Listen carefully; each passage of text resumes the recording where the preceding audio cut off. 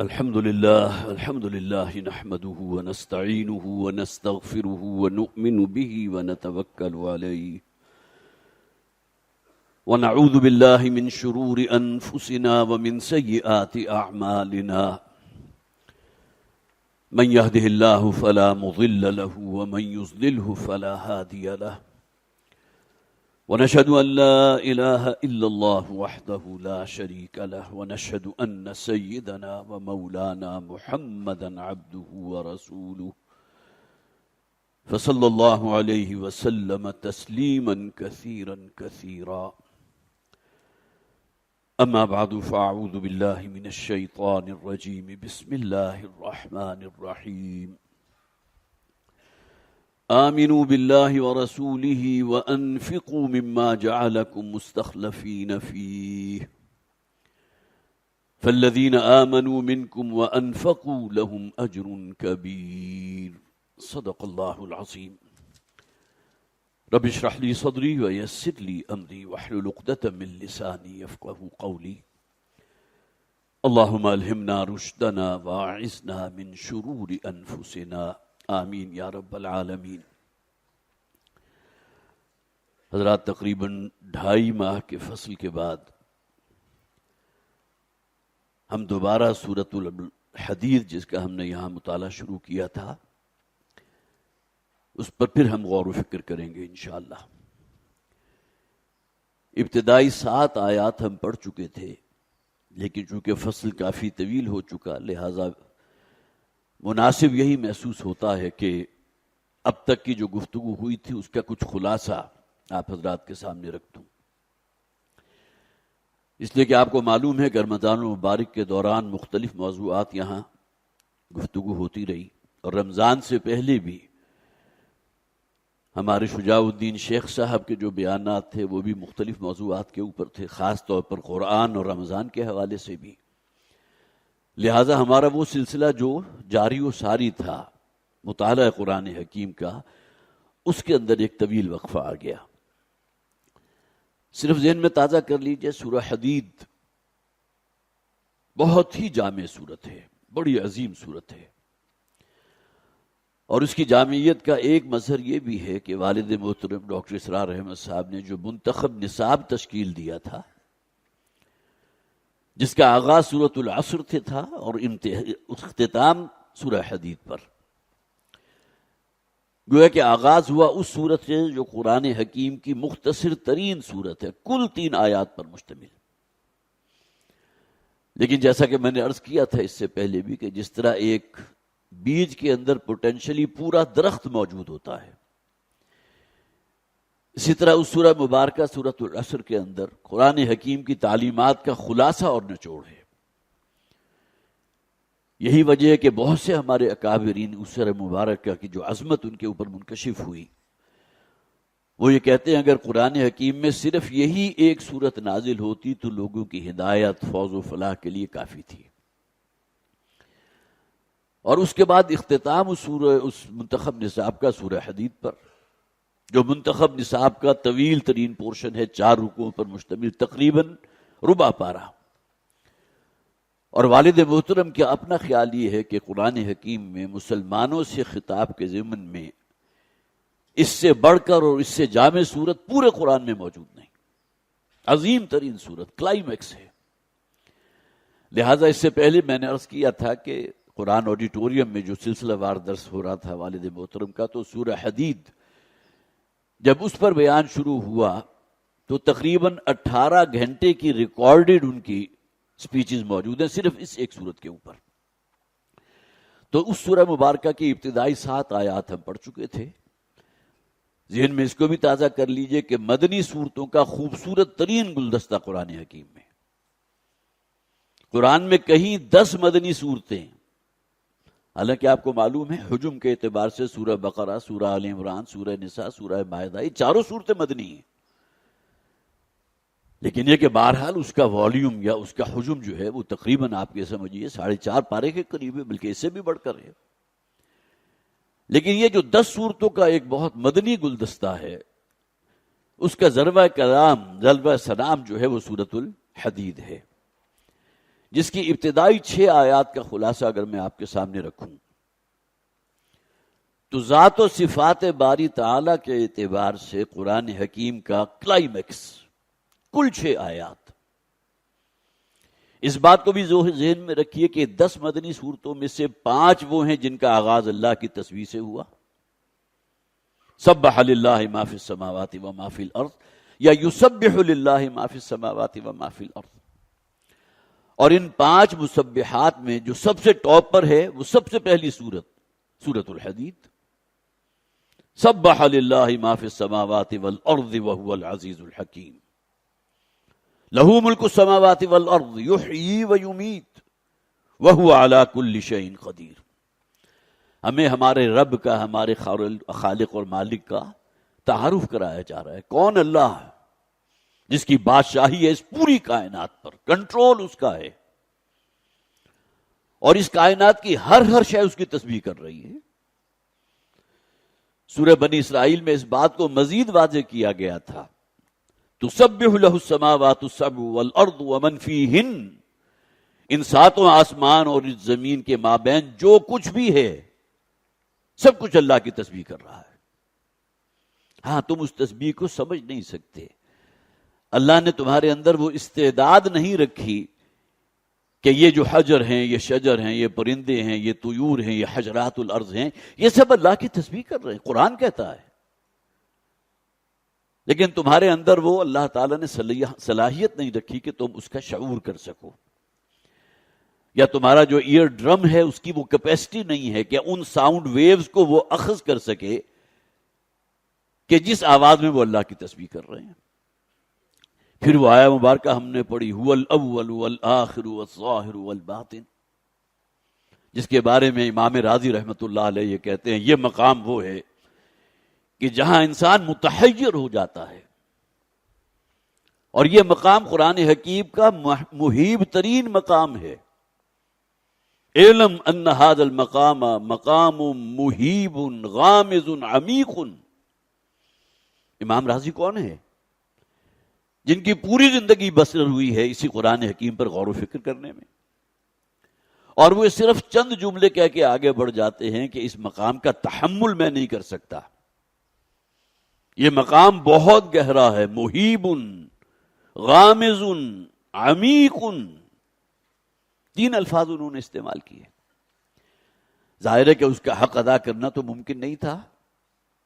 یہیں سے وحدت الوجود اور وحدت الشہود کی جو ہے وہ بھی بحثیں شروع ہو جاتی ہیں. لیکن ان تمام چیزوں کو بائی پاس کرتے ہوئے میں نے جو مختصر ترین مفہوم ہو سکتا تھا وہ آپ حضرات کے سامنے رکھا. پھر یہ بات بھی ذہن میں تازہ کر لیجئے کہ یہ 10 مدنی صورتیں جو ہیں ان کا زمانہ نزول نبی اکرم صلی اللہ علیہ وسلم کی مدنی حیات طیبہ کا نصف آخر ہے.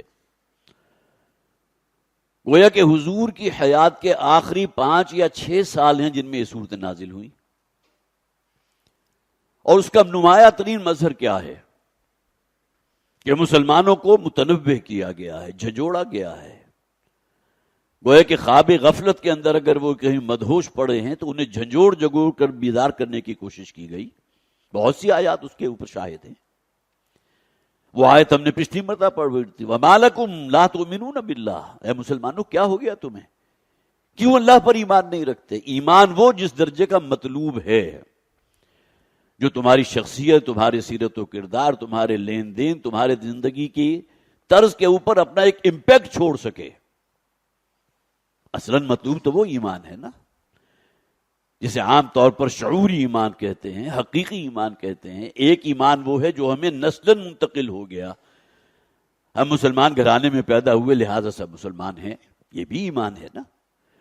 یا ایھا الذین آمنوا سے جب خطاب کیا گیا تو ان میں یہ لوگ بھی گویا کہ شامل ہو گئے جو کسی مسلمان گھرانے میں پیدا ہوئے ہیں، انہیں بھی جوڑا گیا. پھر یہ کہ یہود کا یہاں ذکر کیا گیا بارہا.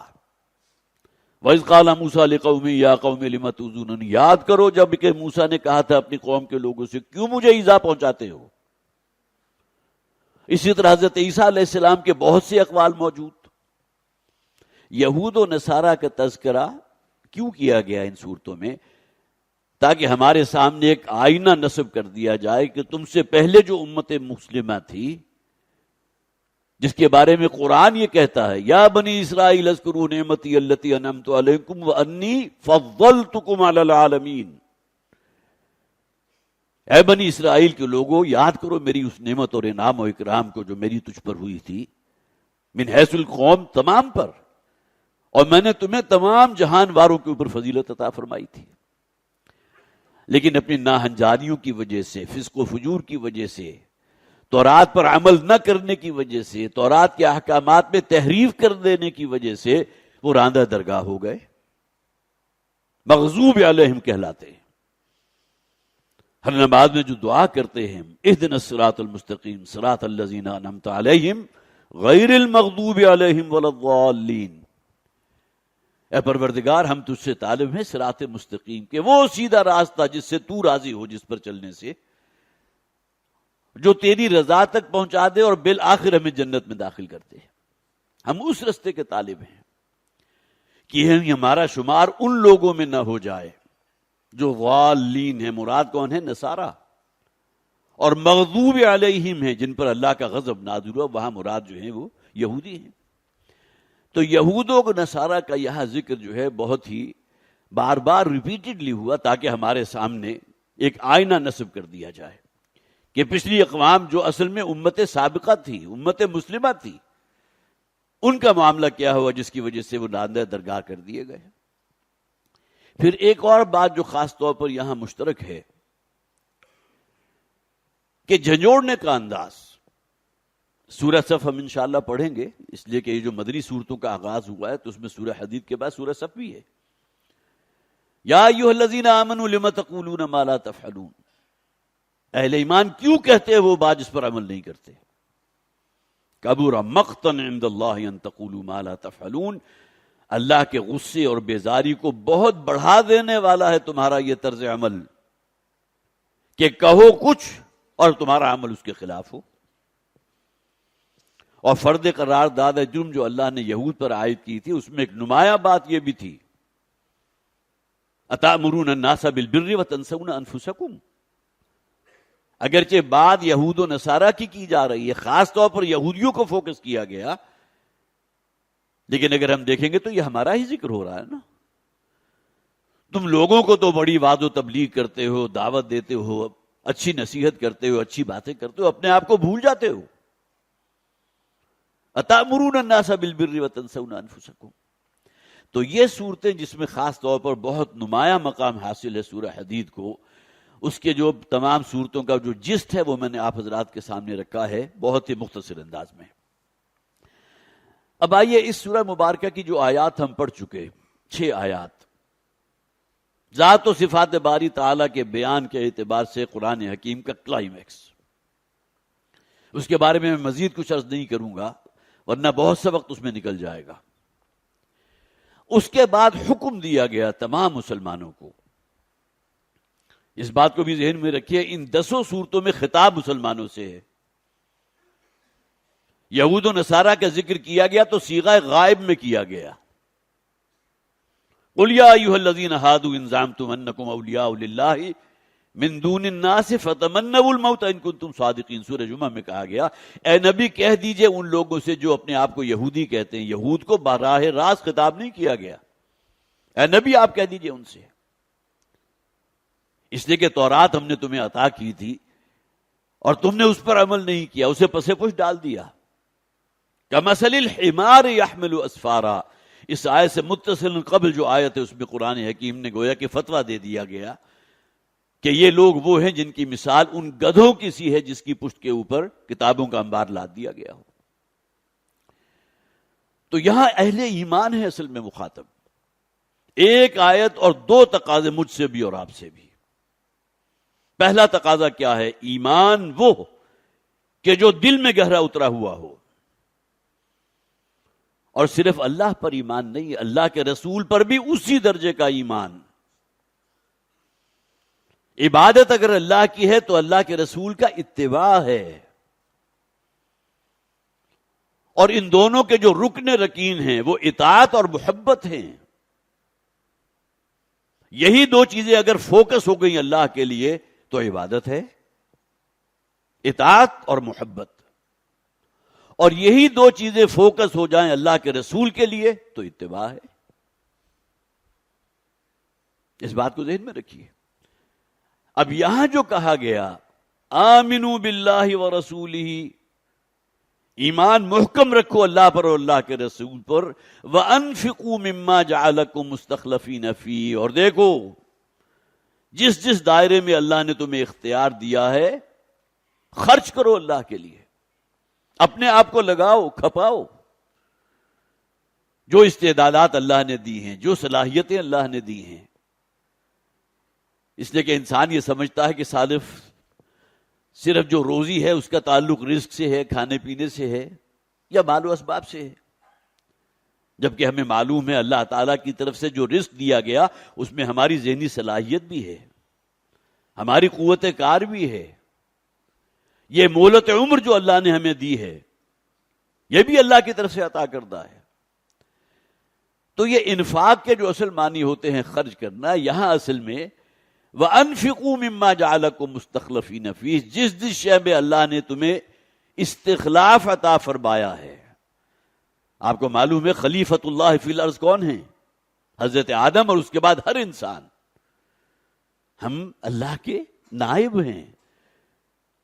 ہمارا مقصد تخلیق کیا تھا کہ اللہ کا جو پیغام رسولوں کے ذریعے تم تک پہنچا اس پر خود عمل پیرا ہو اور اس میں اللہ کی نیابت اختیار کرو، ایگزیکیوٹ کرو اسے. خلافت عرضی تو یہی ہے نا، جسے وائس ریجنسی کہا جاتا ہے. آپ کو معلوم ہے جب انگریز یہاں حاکم تھا تو ملکہ برطانیہ تو کہیں وہاں انگلینڈ میں لندن میں موجود ہوتی تھی، اس کا وائس رائے ہوتا تھا کہ جو یہاں گویا کہ ریپریزنٹ کرتا تھا اس ملکہ برطانیہ کو. تو مسلمان اللہ کو ریپریزنٹ کرتے ہیں سروئے ارضی پر. یہ خلافت کا تصور تو یہ ہے نا. تو جو انسان کا انفرادی دائرہ کار ہے جو اللہ نے اسے دیا ہے، اس کی قوت کار ہے، استعداد ہے، روپیہ پیسہ ہے، صلاحیتیں ہیں، اس میں انفاق، اس میں اپنے آپ کو پابند رکھنا اللہ اور اللہ کے رسول کی قائم کردہ دائرے کے اندر، جس کو بہت ہی خوبصورت انداز میں سورہ حجرات کی پہلی آیت میں بیان کیا گیا. یا ایھا الذین آمنوا لا تقدموا بین یدی اللہ ورسولہ. اہل ایمان، اللہ اور اللہ کے رسول جو حدود اللہ ہیں، جو اللہ اور اللہ کے رسول نے جو شریعت کا دائرہ قائم کر دیا ہے اس سے تجاوز نہ کرنا. تو استخلاف کیا ہوا کہ اپنے آپ کو اللہ اور اللہ کے رسول کی دی ہوئی شریعت کے تابع کر دینا. تو یہ دو مطالبے صرف ایک آیت کے اندر، آیت نمبر 7 اور اگلی دو آیات ہیں کہ جو ان دونوں مطالبوں کی مزید تفصیل کر رہی ہیں. دیکھیں بڑا ہی سائنٹیفک اور منطقی انداز ہے سورہ مبارکہ کے اندر. کہا گیا تھا نا کہ آمنوا باللہ ورسولہ، لہذا اس آیت کے فوراً بعد جو آیت نازل ہوئی ہے جو مصحف میں موجود ہے، وما لکم لا تؤمنون باللہ، مطالبہ کیا تھا؟ ایمان محکم رکھو اللہ اور اللہ کے رسول پر. تو پہلا کمنٹ اللہ کی طرف سے یہ کیا گیا، کیا ہو گیا ہے مسلمانوں، کیوں ایمان محکم نہیں رکھتے اللہ اور اللہ کے رسول پر؟ والرسول یدعوکم، جبکہ اللہ کے رسول تمہیں بلا رہے ہیں، پکار رہے ہیں، دعوت دے رہے ہیں. جیسا کہ حضور نے فرمایا میری اور تمہاری مثال ایسے ہے گویا کہ آگ کا ایک بڑا الاؤ روشن ہے اور میں تم میں سے ایک ایک کے کپڑے پکڑ کے اس میں الاؤ میں گرنے سے تمہیں بچانے کی کوشش کر رہا ہوں. وہ جہنم کا الاؤ ہے. نبی اکرم صلی اللہ علیہ وسلم یہ مکی زندگی کو آپ دیکھیں تو ایک ایک گھر میں جا کر حضور نے دستک دی ہے، باز آ جاؤ اپنے فسق و فجور سے. وہ خدائے واحد جس کی ذات میں کوئی شریک نہیں، اور تم نے 360 کی تعداد میں دیویوں اور دیوتا اور ان کے مجسمے بنا کر رکھ دیے بیت اللہ میں. اس لیے کہ پہلے تو صرف ایک ہی بات تھی، ابھی تو نماز بھی فرض نہیں ہوئی تھی، صرف دعوت توحید. یہ نظریہ توحید ہے جو اصل میں بنیاد بنا ہے. تو وما لکم لا تؤمنون باللہ، مسلمانوں کیا ہوئے، کیوں تم ایمان محکم نہیں رکھتے اللہ اور اللہ کے رسول پر؟ والرسول یدعوکم لتؤمنوا بربکم، جبکہ رسول تمہیں پکار کر بلا رہے ہیں ایمان محکم رکھو اپنے رب پر. وقد اخذ میثاقکم ان کنتم مؤمنین، اور جبکہ تم سے ایک میثاق لیا جا چکا ہے اگر تم واقعتاً اہل ایمان ہو۔ ایک تو میثاق عہد الست ہے جو اس دنیا میں ہمارے بھیجے جانے سے پہلے ہماری ارواح سے اللہ نے لیا تھا، جس کا ذکر قرآن میں موجود، احادیث بھی اس کی تائید کرتی ہیں۔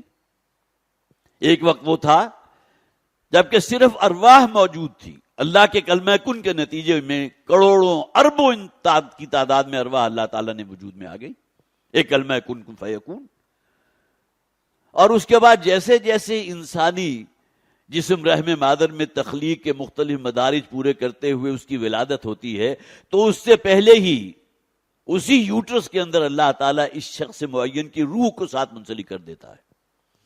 ایک حدیث میں اس بات کو بڑی تفصیل سے بیان کیا گیا، اور اس بات کو بھی نوٹ کیجئے کہ اس حدیث کے شروع میں الفاظ کیا ہیں، اس لیے کہ بات انسان کی سمجھ میں نہیں آتی۔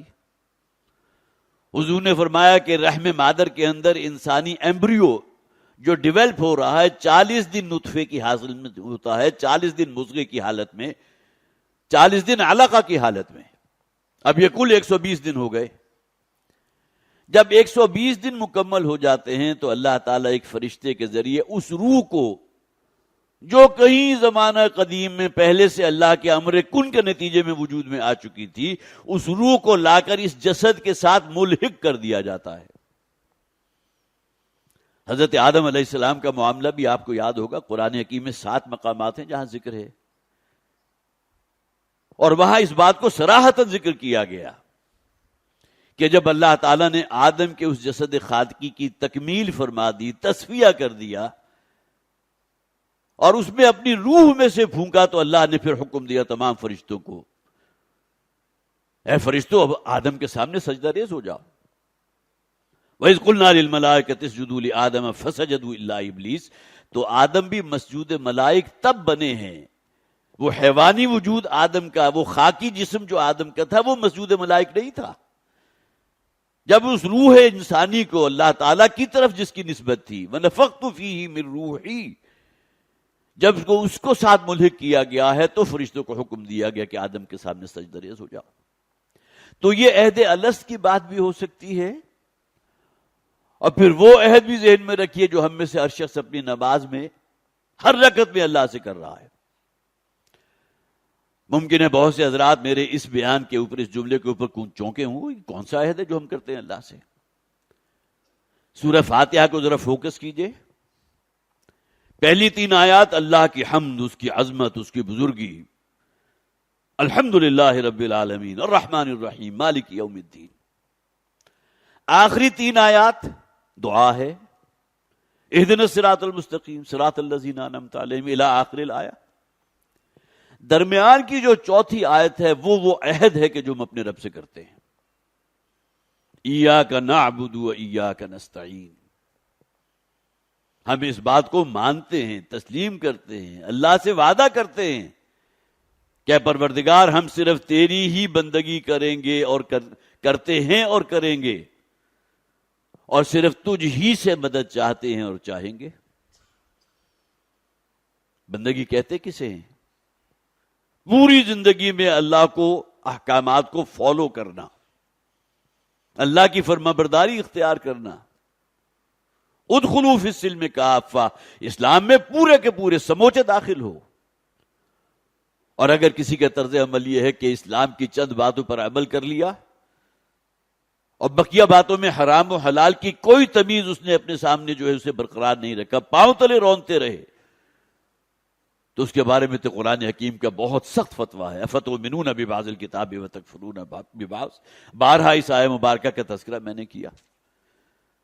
کیا تم اللہ کی کتاب کے ایک حصے کو مانتے ہو، اس پر عمل پیرا ہو، اور اسی کی اللہ کی دی ہوئی شریعت کا بہت بڑا حصہ وہ جسے تم پاؤں تلے رون رہے ہو؟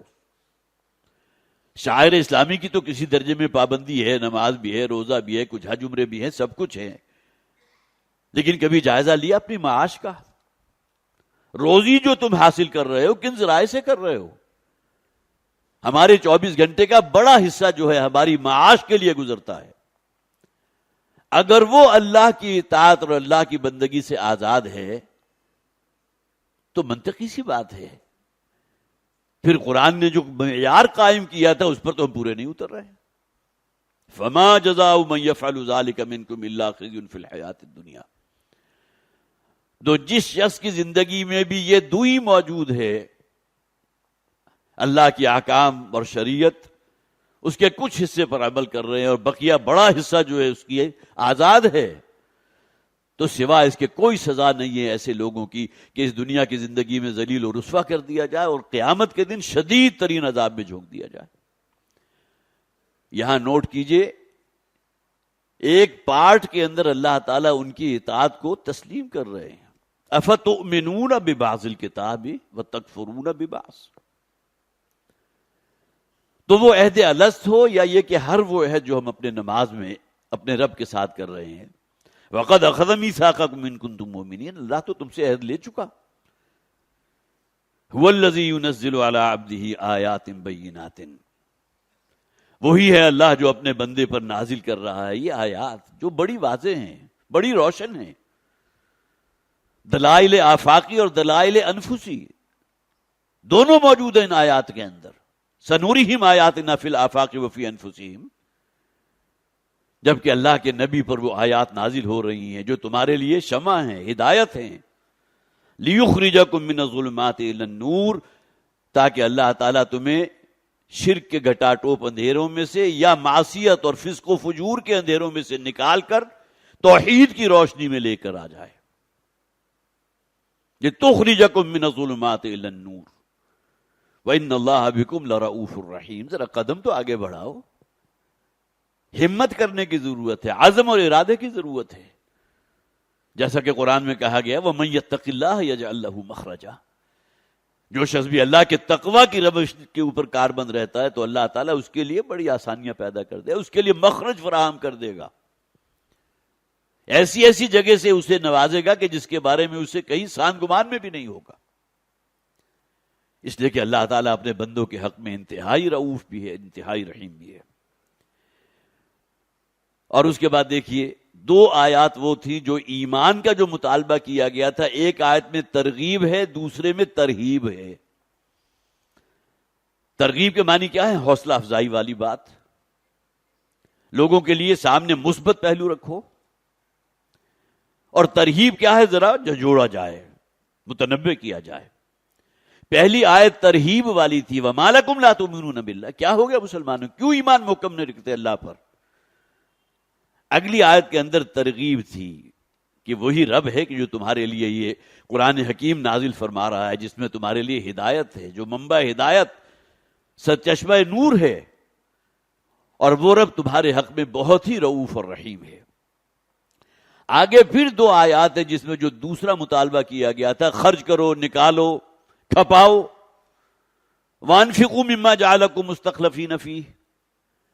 اب یہاں دو آیات میں، پہلی آیت میں پھر وہی ترہیب وَمَا لَكُمْ أَلَّا تُنْفِقُوا فِي سَبِيلِ اللَّهِ. اے مسلمانوں کیا ہو گیا تمہیں، کیوں انفاق نہیں کرتے، خرچ نہیں کرتے اللہ کے راستے میں. روپیہ پیسہ تو سب کو بڑا محبوب ہے. کوئی شخص اگر یہ کہتا ہے کہ مجھے روپے پیسے سے، دولت سے محبت نہیں ہے، تو میں سمجھتا ہوں بہت بڑا جھوٹ ہے وہ بول رہا ہے. محبت موجود ہو اور اس کے ساتھ ساتھ آپ لوگوں کی خدمت میں بھی اپنا روپیہ پیسہ خرچ کر رہے ہوں، دین کی نشر و اشاعت میں بھی لگا رہے ہوں، دین کو قائم کرنے والی جو جد و جہد ہو رہی ہے اس میں بھی اپنا روپیہ پیسہ خرچ کر رہے ہوں، یہ سونے پہ سہاگا. لیکن روپے پیسے کی محبت سے اپنے آپ کو فارغ سمجھنا، میں نہیں سمجھتا کہ انسان ہو اور اس کے اندر یہ شے موجود نہ ہو. قرآن حکیم نے کہہ دیا زُيِّنَ لِلنَّاسِ حُبُّ الشَّهَوَاتِ مِنَ النِّسَاءِ وَالْبَنِينَ وَالْقَنَاطِيرِ الْمُقَنطَرَةِ.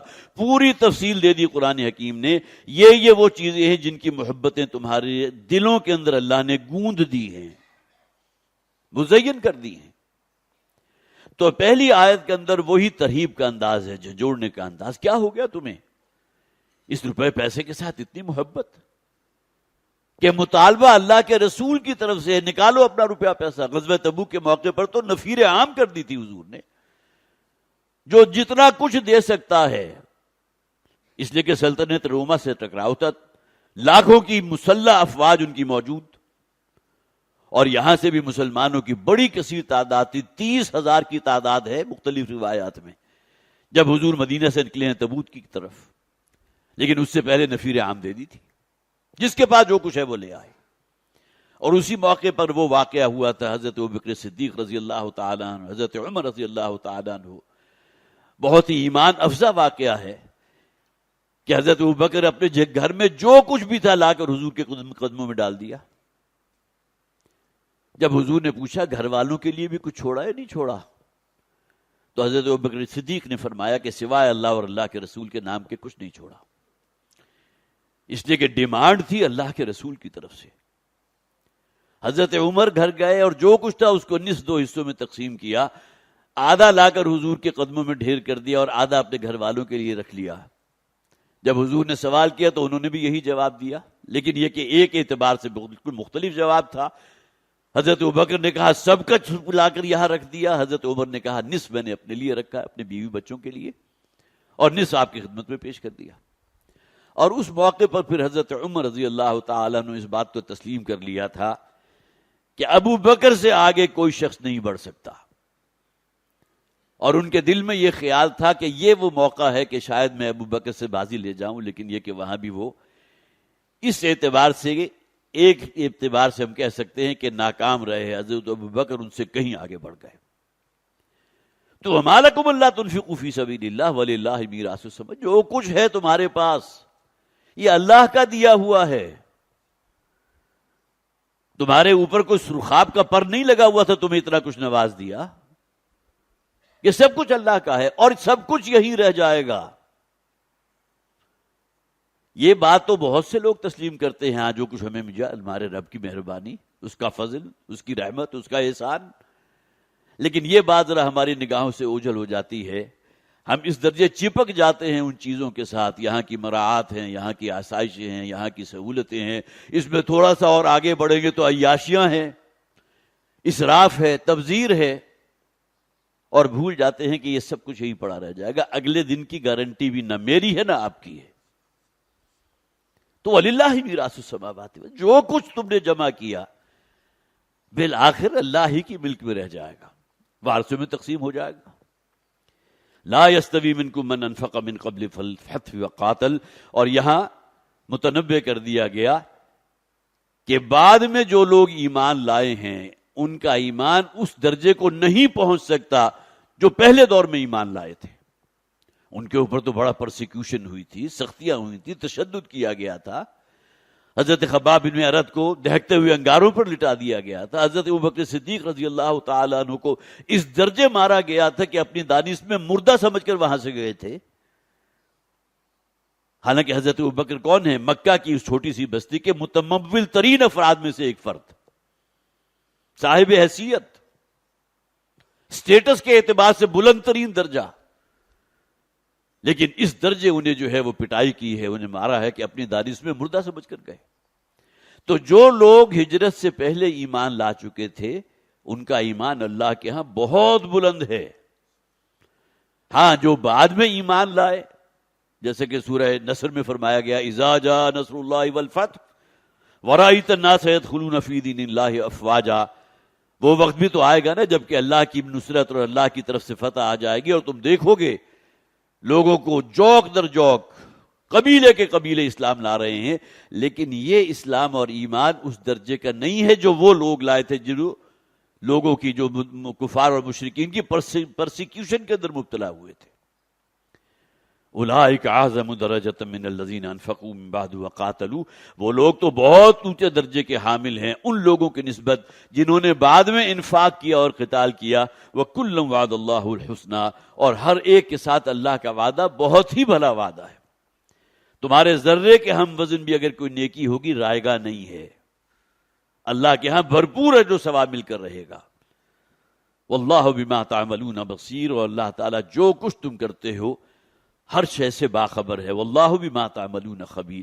یہاں 10 آیات جو ہیں سورہ مبارکہ کی مکمل ہوئی، زیادہ وقت چونکہ اسی میں گزرا کہ کم سے کم یہ کہ آج کی گفتگو پچھلے کے ساتھ مربوط ہو جائے، لیکن یہ کہ بہرحال 2 آیات ہم نے 3 آیات آج مزید پڑھ لی۔ اللہ تعالی ہمیں عمل کی توفیق عطا فرمائے۔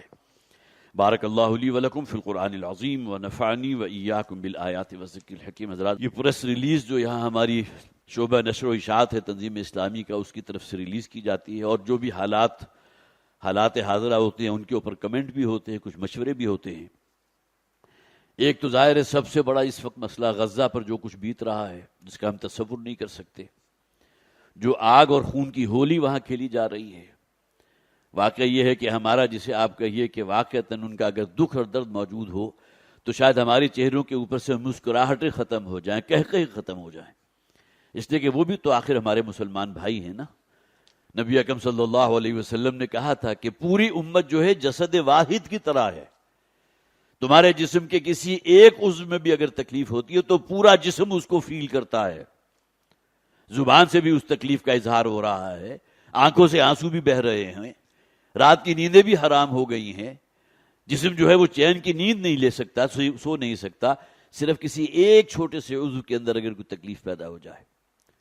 اور یہاں دیکھیں مسلمان جو جسد واحد تھے، اور کتنا بڑا وہ ہے مسلمانوں کا وہ ایریا کہ جس پر اس وقت ظلم و ستم کے جو ہے پہاڑ توڑے جا رہے ہیں۔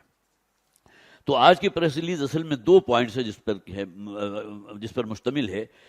انتہا پسند مودی حکومت کا وقف، جس طرح ہمارے ہاں اوقاف ہے تو ان کے وہاں کچھ قوانین ہیں کہ جو وقف کے نام سے ہوتے ہیں، اور 1995 میں جب کہ کانگریس کی حکومت تھی تو اس موقع پر یہ قوانین بنائے گئے تھے، انہیں آئین کا حصہ بنایا گیا، اور اس میں یہ بات طے کی گئی تھی کہ وہ تمام علاقے کے جہاں مسلمانوں کی مساجد بھی ہیں، ان کی خانقاہیں بھی ہیں، ان میں وہ بھی آ گئے کہ جہاں کچھ نہ کچھ جو ہے جہاں بزرگ ہمارے مدفون ہیں، اور کوئی ایسے ادارے ہیں جو چیریٹی بیس ہوتے ہیں، جو وقف کے تحت آتے ہیں، جس طرح ہمارے ہاں اوقاف ہوتا ہے، تو اس کے بارے میں ایک ضابطہ تھا کہ وہاں کا نظم و نسق، وہاں کا ڈسپلن جو ہے مسلمانوں کے ہاتھ میں رہے گا۔ اب یہ ترمیم کر دی گئی ہے مودی کی حکومت کے اندر کہ یہ معاملہ اب اتنا آسان نہیں ہے۔ اب یہاں وہ جو کمیٹی بنے گی اس کے اندر 2 غیر مسلم بھی شامل ہوں گے، اور پھر یہاں اختیار جو ہے اس شخص کو حاصل ہوگا جو براہ راست ڈائریکٹلی اکاؤنٹیبل ہے مودی صاحب کو۔ تو اس کا نتیجہ کیا نکلے گا کہ جتنے بھی وہ املاک ہیں جہاں مسلمانوں کی تمام کے جتنے، جیسے کہ ابھی میں نے ذکر کیا، موجود ہے، تو ان کا انتظام و انصرام جو اب اس کمیٹی کے ہاتھ میں آ جائے گا جس کے اندر غیر مسلم بھی موجود ہوں گے۔ تو اس کے اوپر شدید احتجاج وہاں بھی ہو رہا ہے، لیکن یہ کہ بہرحال جو ایجنڈا ہے یہود اور ہنود دونوں کا کہ اس روح ارضی پر سے مسلمانوں کا خاتمہ کیا جائے، اسی کا ایک مظہر ہے نا جو اس سے غزہ میں ہو رہا ہے، وہ کہ جہاں ان کی پیدائش ہوئی ہے، جو اس وقت وہاں بس رہے ہیں، جو ان کا آبائی وطن ہے، اور جہاں داخلے کا یہودیوں کو اجازت نہیں تھی، آج وہیں کے وہ متولی بن کر کھڑے ہو گئے، دعوے دار بن کر کھڑے ہو گئے، اور چاہتے ہیں کہ یہاں کوئی مسلمان نہ بچے۔ اور یہ دائرہ صرف غزہ تک محدود نہیں رہے گا، جیسا کہ مختلف احادیث کے اندر بھی موجود ہے کہ اب یہ معاملہ ان کا وہ جو تصور ہے گریٹر اسرائیل والا، اور اس کی حدود جو ہے کہیں مدینہ تک پہنچ جائیں گی، یا عراق، اردن، شام، یہ تمام علاقے جو ہے یہ انگلف کرنے کے حوالے سے، وہ گویا کہ ہڑپ کرنے کے حوالے سے وہ تیار بیٹھا ہوا ہے۔ انتہا پسند مودی حکومت کا وقف، یہ جو قانون تھا، اس میں ترمیم جو ہے اس بات کو واضح کر رہی ہے کہ مسلمانوں کے دین اور ثقافت پر براہ راست حملہ کیا گیا۔ یہود و ہنود کا ابلیسی گٹھ جوڑ مسلمانوں کی نسل کشی پر تلا ہوا ہے۔ تنظیم اسلامی کے امیر شجاع الدین شیخ صاحب نے کہا کہ وقف کا یہ قانون، جس کا اصل ہدف بھارت میں بسنے والے مسلمانوں کی مساجد، مدارس، درگاہوں، قبرستانوں، جتنے بھی گریو یارڈز ہیں وہ بھی وقف میں آ رہے ہیں، وہ بھی اس میں شامل ہیں، پر انتہا پسند ہندوؤں کا تسلط قائم کر دیا جائے، یہ ایجنڈا ہے ان کا۔ تاریخ گواہ ہے کہ ان املاک کے نظم و نسق کی ذمہ داری صدیوں سے مسلمان ادا کرتے رہے ہیں، لیکن ترمیمی قانون جو ابھی حال ہی میں انہوں نے اس کے اندر ترمیم کی ہے، اس کی روح سے وقف بورڈ میں 2 غیر مسلم اراکین بھی شامل ہوں گے، جن سے مسلمانوں کی تقریباً 9,50,000 ایکڑ پھیلی ہوئی 600 کی تعداد سے زائد وقف املاک پر ہر وقت ہندوؤں کے قبضے کی تلوار لٹکتی رہے گی اس ترمیمی بل کے بعد۔ پھر یہ کہ اس ترمیمی قانون کے مطابق املاک کو وقف قرار دینے کا اختیار علاقے کے کلیکٹر کے پاس ہوگا، جو یقینی طور پر مودی کے ایجنڈے کے مطابق فیصلہ کرے گا۔ بڑی نیچرل سی بات ہے، ظاہر ہے کہ وہ تو وہی چاہے گا نا جو اس کا گرو، جو مودی موجود ہے، جو اس کی منشا ہوگی۔ انہوں نے مزید کہا کہ RSS کے گنڈوں نے پہلے ہی 30,000 سے زائد مساجد پر حق ملکیت کا دعویٰ قائم کر رکھا ہوا ہے۔ پھر یہ کہ مودی اپنی انتخابی حکومت کے مہم کے دوران یہ اعلان بھی کر چکا ہے کہ وہ بھارتی مسلمانوں کے آئلی قوانین کو ختم کر دے گا۔ اب یہ تمام چیزیں ہیں کہ جس سے یہ ہنود جو ہندوز ہیں ان کا ایجنڈا آپ کے سامنے آ رہا ہے۔ دوسری طرف گزشتہ 18 ماہ کے دوران غزہ پر مسلسل وحشیانہ بمباری کر کے ناجائز صہیونی ریاست اسرائیل 50-60 ہزار سے زائد مسلمانوں کو شہید کر چکی ہے. تعداد اس سے کہیں بڑھ کر ہوگی. اس لیے جب بہت بڑی بلڈنگ کولیپس ہوتی ہے تو گنتی اور شمار میں صرف وہی آتے ہیں جن ڈیڈ باڈیز کو آپ ریسکیو کر لیتے ہیں. بقیہ جو اندر ملبے میں بدے، اب تو ایسی چیزیں ہیں کہ جو واقعتاً انسان جب اس کو دیکھتا ہے تو لرزہ طاری ہوتا ہے کہ ملبے کے اندر سے چیخوں کی آوازیں آ رہی ہیں، لیکن آپ ان تک نہیں پہنچ سکتے. نہ وہاں کوئی آپ کا ایکسویٹر جا سکتا ہے، کوئی مشینری جا سکتی ہے. اس بھاری ملبے کو انسانی ہاتھ کیسے اٹھا سکتے ہیں؟ نتیجتاً وہی ان کی شہادتیں ہو رہی ہے. وہ تعداد تو ابھی اس کے اندر شامل ہی نہیں ہے، جن میں سے اکثریت بچوں اور عورتوں پر مشتمل ہے. اسی طرح مقبوضہ کشمیر میں تعینات 9 لاکھ قابض بھارتی فوج وقتاً فوقتاً مسلمانوں کا قتل عام کرتی جا رہی ہے. اب بھارت میں بسنے والے مسلمان مودی کے نشانے پر ہیں. انہوں نے کہا کہ دونوں ابلیسی ممالک اسرائیل اور بھارت میں ایک مماثلت یہ بھی ہے کہ وہ ہر حال میں اپنے توسیعی عزائم کی تکمیل چاہتے ہیں. ایک طرف نیتن یاہو گریٹر اسرائیل کے نقشے پیش کر رہا ہے تو دوسری طرف نریندر مودی اکھنڈ بھارت کے قیام کی طرف عملی طور پر بڑھ رہا ہے. انہوں نے مزید کہا کہ گزشتہ تقریباً پون صدی کے حالات و واقعات نے ثابت کر دیا ہے کہ اقوام متحدہ اور اس جیسے دیگر عالمی اداروں سے کسی بھلائی اور انصاف اور مظلوموں کی داد رسی کی توقع کرنا بالکل عبث ہے. لہٰذا 57 مسلمان ممالک کے بسنے والے تقریباً 2 ارب مسلمانوں کو اپنے مسائل کے حل اور طاغوتی قوتوں کی سازشوں کا مقابلہ کرنے کے لیے خود عملی اقدامات کرنے ہوں گے. ضرورت اس امر کی ہے کہ مسلم ممالک اپنے اختلافات کو پس پش ڈال کر متحد ہوں اور ایک اجتماعیت کی صورت اختیار کر کے دنیا بھر کے مظلوم مسلمانوں کی مدد کے لیے عملی اقدامات کریں تاکہ کفار کے دلوں میں مسلمانوں کا رعب قائم ہو سکے اور مظلوموں کی حقوقی مدد کی جا سکے. اگر مسلمان ممالک اللہ کے دین کو قائم اور نافذ کرنے یعنی خلافت کو دوبارہ قائم کرنے کے لیے جدوجہد کریں گے تو اللہ تعالیٰ کی طرف سے بھی مدد اور نصرت انہیں حاصل ہوگی اور آخرت میں بھی کامیابی ہوگی.